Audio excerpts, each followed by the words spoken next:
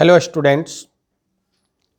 Bihar school examination board Patna के द्वारा आयोजित इंटरमीडिएट एग्जामिनेशन 2023 का एनुअल एग्जामिनेशन में आज कॉमर्स के विद्यार्थियों के लिए इंटरप्रेन्योरशिप का पेपर समाप्त हुआ।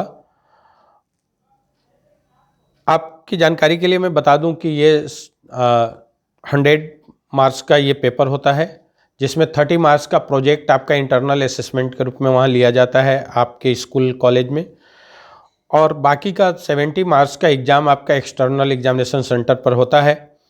तो आज एक आपका जो एग्ज़ाम एक्सटर्नल एग्जामिनेशन सेंटर पर हुआ उसका क्वेश्चन का सेट एच हमारे पास उपलब्ध है। मैं इसके माध्यम से आपकी सहूलियत के लिए मैं कुछ आपको जो खंड ए यानी सेक्शन ए में जो क्वेश्चंस हैं उनका आंसर मैं करवा रहा हूं, ताकि आप पूर्वानुमान लगा सकें कि आप कितना पा रहे हैं। सेक्शन ए में स्टूडेंट्स 35 क्वेश्चंस का आंसर देना होता है। एक क्वेश्चन 1 मार्क्स का होता है और इसके ऑप्शन के रूप में 70 क्वेश्चंस गिवन होते हैं, दिए हुए होते हैं आपके लिए। मतलब out of 70 questions you have to answer only 35 questions. 35 questions के देने होते हैं। तो हम लोग चलते हैं आगे।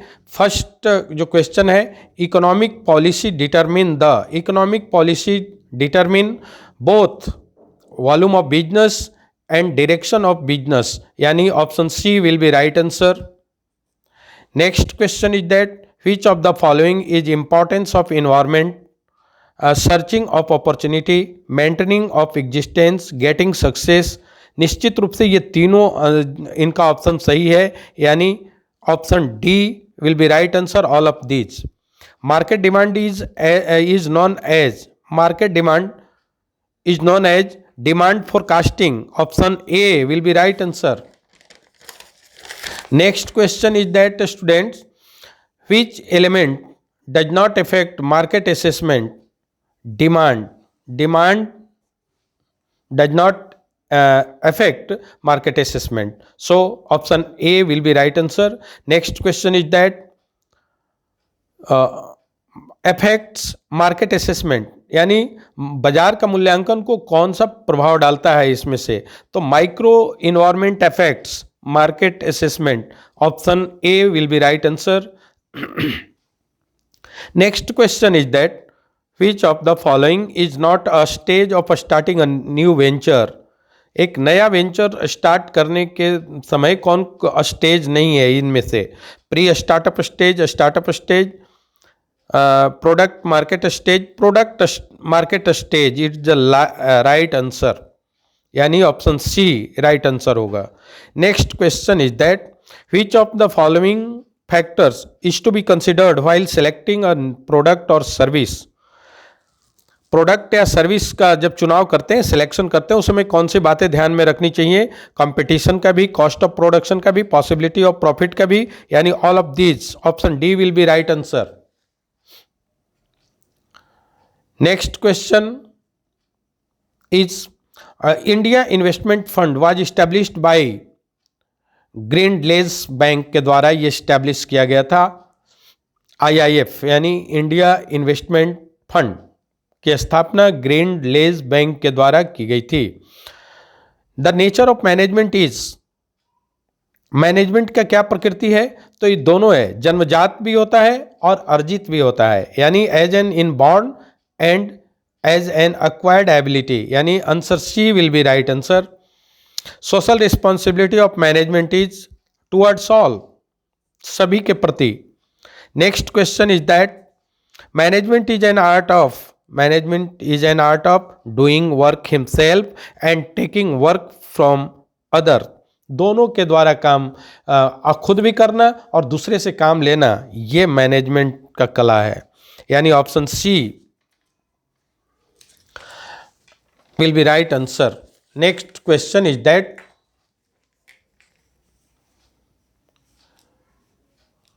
blank place है। Steps are included in indirect production। अप्रत्यक्ष उत्पादन में कौन से चरण सम्मिलित हैं। तो सेकेंडरी, प्राइमरी या टर्टियरी, तीनों। यानी all of these will be right answer. Next question is that important aspect of product inspection is, product inspection का कौन कौन से एस्पेक्ट हैं, पहलू हैं? Process inspection, production inspection, inspection analysis, all of these. Right answer will be D, यानी all of these. For business marketing is, business के लिए मार्केटिंग क्या है? कंपलसरी है, option B right answer. Planning is goal oriented, object oriented, mental process, all of these students. ये तीनों है, planning goal oriented भी होता है, ऑब्जेक्ट ओरिएंटेड भी होता है और मेंटल भी होता है। नेक्स्ट क्वेश्चन है formation of program is essential in scientific management, यानी option B, option B will be right answer. और प्रोजेक्ट इज, प्रोजेक्ट क्या है? एक परियोजना, क्लस्टर ऑफ एक्टिविटीज है, option A will be right answer. Next question is that which of the following is not related with quantifiable projects, quantifiable project निम्नलिखित में से कौन सा नहीं है? फैमिली वेलफेयर, फैमिली वेलफेयर, यानी option C will be right answer. Modernisation improves, modernisation क्या improve करता है? तो improves capacity, modernisation improve capacity.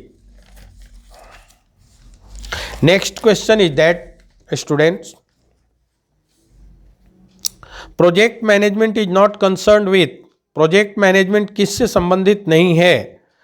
जो आपके क्वेश्चन में ऑप्शंस दिए हुए हैं उसमें मैं जैसा देख पा रहा हूँ डिसेंट्रलाइज्ड पॉलिसी फॉर्मुलेशन से संबंधित नहीं है प्रोजेक्ट मैनेजमेंट, यानी option D will be right answer. Every new business opportunity is difficult, निश्चित, definitely we can say that difficult. Next question which of the following is not an operating expense, operating expense कौन नहीं है? तो advertisement expense operating तो है, wages भी है, rent भी है। प्रिलिमिनरी एक्सपेंसेस नहीं है, ये रिटर्न ऑफ होता है as a deferred expenditure. Next question है current ratio is, current ratio balance sheet से रिलेटेड होता है, क्योंकि करेंट रेशियो का फॉर्मूला होता है current assets by current liabilities, और ये दोनों बैलेंस शीट से रिलेटेड है, so current ratio is also known as balance sheet ratio. Next question is that financial position ratio is generally shown in, financial position ratio जो होता है, चूंकि जब हम लोग रेशियो एनालिसिस करते हैं तो उसमें तीन रूप में प्रेजेंटेशन देते हैं। पहला प्योर रेशियो में और उसका टाइम में, परसेंटेज में। तो ये जो फाइनेंशियल पोजीशन का जो रेशियो है वो सिंपल रेशियो यानी प्योर रेशियो में दिया जाता है। Operating ratio is profitability ratio, यानी option A. Next which is not taken into consideration in acid test ratio, acid test ratio में किसको नहीं कंसिडर करते हैं? स्टॉक को, स्टॉक को नहीं करते हैं, ऑप्शन सी राइट आंसर है। Next question is that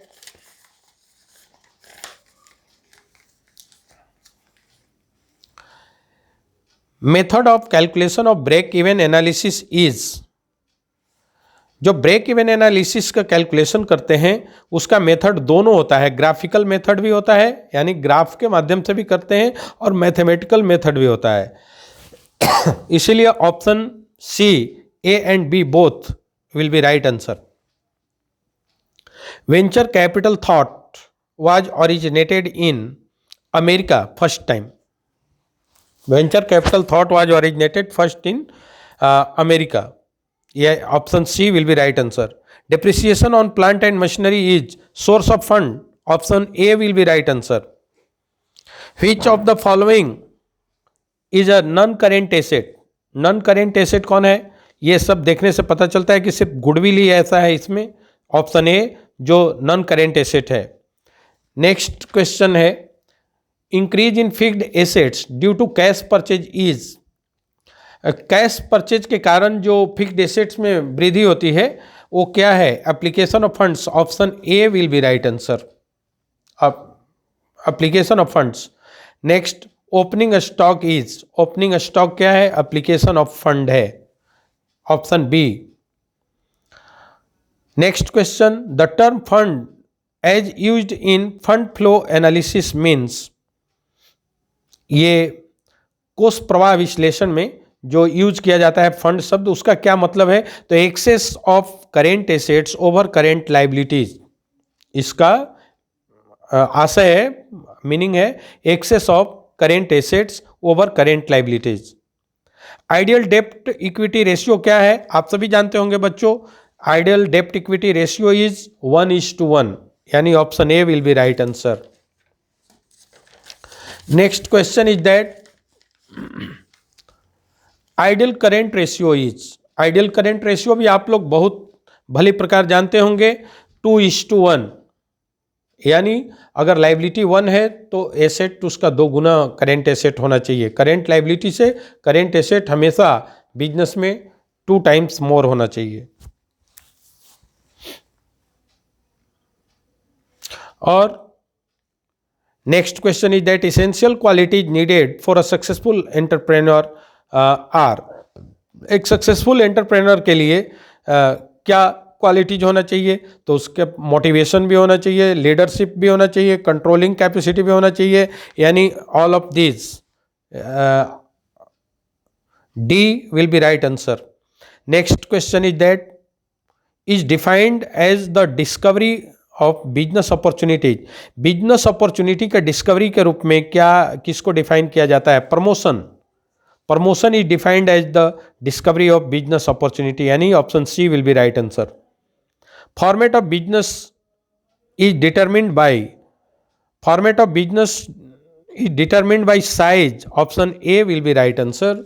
next question, for a small scale production entrepreneur prefers sole trade, छोटे पैमाने पर उत्पादन के लिए उद्यमी क्या पसंद करता है? सोल ट्रेड पसंद करता है।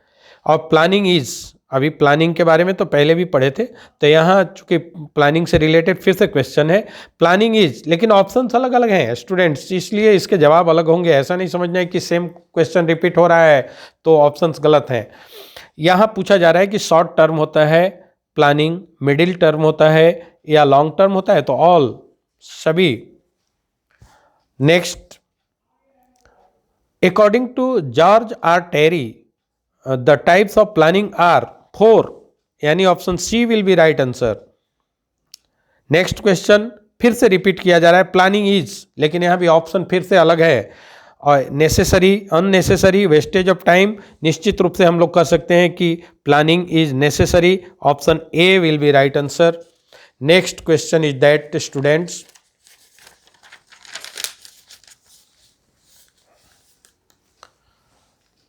The rate of dividend on preference share is, preference shares पर जो डिविडेंड होता है वो क्या होता है? फिक्स्ड होता है या वेरिएबल? फिक्स्ड होता है। आप सब अकाउंट्स में भी पढ़े होंगे शेयर चैप्टर में।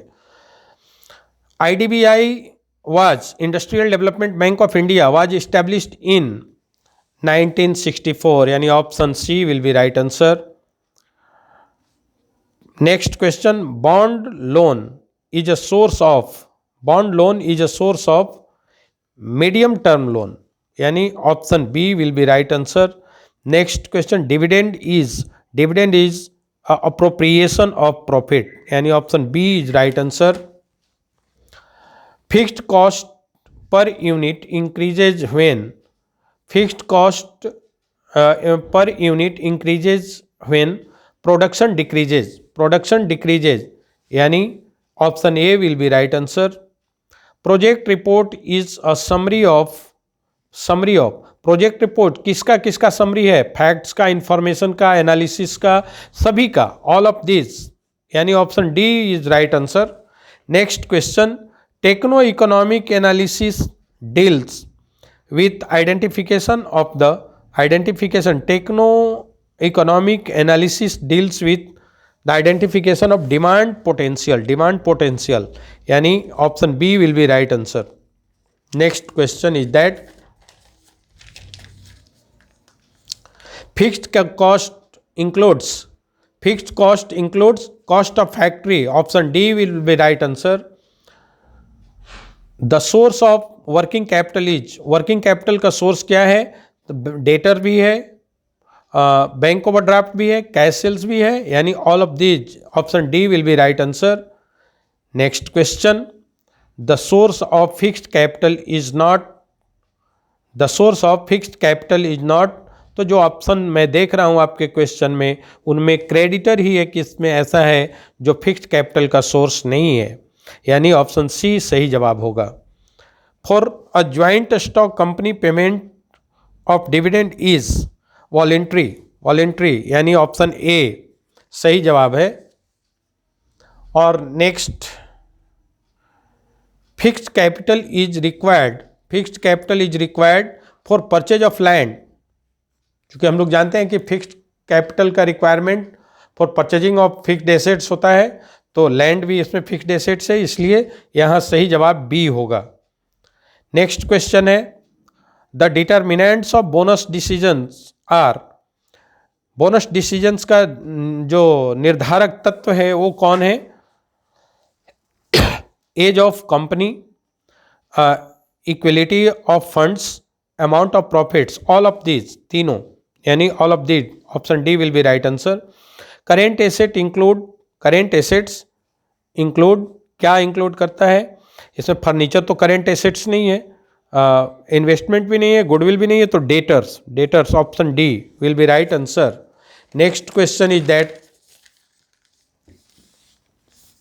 Incentives are not concerned with, incentive किनसे रिलेटेड नहीं है? तो rebate, exemption from tax, provision of seed capital या लमसम पेमेंट, इसका निश्चित रूप से ऑप्शन डी राइट आंसर होगा, लमसम पेमेंट। अगला question, social structure is composed of, social structure is composed of, ये सामाजिक ढांचा किसकी रचना होती है? तो फंक्शनल डिवीजन ऑफ कम्युनिटी की, ऑप्शन सी सही जवाब होगा। Next question, learning process involves, learning process involve करता है ड्राइव, क्यू एंड रिस्पॉन्स एक साथ। Subsidy is, subsidy is concession, discount, repayment, नहीं रीपेमेंट, रीपेमेंट। अगला question, which of the following factors affecting identification of business opportunities, निम्नलिखित में से कौन सा जो व्यावसायिक अवसर है उनको उनकी पहचान को प्रभावित करने वाला घटक है? तो वॉल्यूम ऑफ इंटरनल डिमांड, आंतरिक मांग की मात्रा, ये उनके अवसरों के पहचान को प्रभावित करती है। Next question, which of the following is a kind of opportunity, which of the following is a kind of opportunity, opportunity का काइंड कौन है? First opportunity, last opportunity, created, created opportunity. दो तरह के अपॉर्चुनिटी होते हैं, एग्जिस्टिंग एंड क्रिएटेड, तो created opportunity option के अनुसार वही सही जवाब होगा। Social behaviour is not concerned with, social behaviour किससे संबंधित नहीं है? तो प्रॉफिट अर्निंग प्रोसेस से, प्रॉफिट अर्निंग प्रोसेस से संबंधित नहीं है सोशल बिहेवियर, यानी ऑप्शन डी राइट आंसर होगा। Yes, DPR is an action plan, यानी option B will be right answer. Next, aspect of project evaluation is, aspect of project evaluation is technical evaluation, financial evaluation, managerial evaluation, all of these, या all of these होगा। Aspect of project evaluation तीनों है, technical evaluation भी है, financial evaluation है और managerial evaluation भी होता है, इसलिए option D all of these right answer होगा।